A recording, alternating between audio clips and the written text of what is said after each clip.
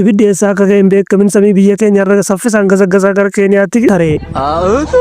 Space Agency'n Awurooppaa akka ibsetti taateen kun uumamuu kan danda'e meeshaa namtolchee biyyoottan garaagaraa irraa gara hawaatti ergamanii tajaajila garaagaraa erga kannaa turaniin booda caccabanii yeroo gara lafaatti kufan irraa kan uumamedha. Caccabaan kun mankuraakura Chaayinaa Shenzhen kan jedhamurraa caccabuudhaan gara Afrikaatti kan kufe yoo ta'u balaa tokkollee hin geessisne jechuudhaan ifoomsan. Taateen kun namoota hedduudhaaf keessummaa ta'uurraa kan ka'e namni hedduun kan rifatan ta'een illee waanuma jiru akka ta'e hubachuun wal hubachiisuun gaariidha jechuudhaan akeekkachiisan. Biyya keenya keessaas giddugala Itoophiyaatti hanga daangaa Keeniyaatti namni baay'inaan ijaan kan argan yoo ta'u rifatanii bilbilaanis wal gaggaafachaa turan. Space Science Society'n Itoophiyaa gama isaaniitiin taatee kana itti dhiyeenyaan hordofaa jiraachuu erga ibsaniin booda qusaaqusiin namtolcheen rookeetii bobeessaa gara hawaatti akka deemuuf ittiin gargaaramaa turan amma dhukaafamaa rookeeticha dhiibaa gara hawaatti erga geesseen booda caccabaan qusaaqusa kana gubachaa gara lafaatti kan deebi'uu fi inni xixiqqoon qilleensa warratti gubatee kan dhufu yoo ta'u sibiilonni xiqqoo gurguddina qaban immoo utuma gubatanii gara lafaatti bu'uu danda'u. Kanaanis namni burjaajawoo otoo hin ta'in tasgabbaa'ina laaluu qaban jechuudhaan ifoomsan. Fakkeenyaaf kanaan dura biyya Keeniyaa keessatti akka lakkoofsa Awurooppaatti Desembar 30-2024tti ganda Bukukkuu jedhamu keessatti amartiin rookeetii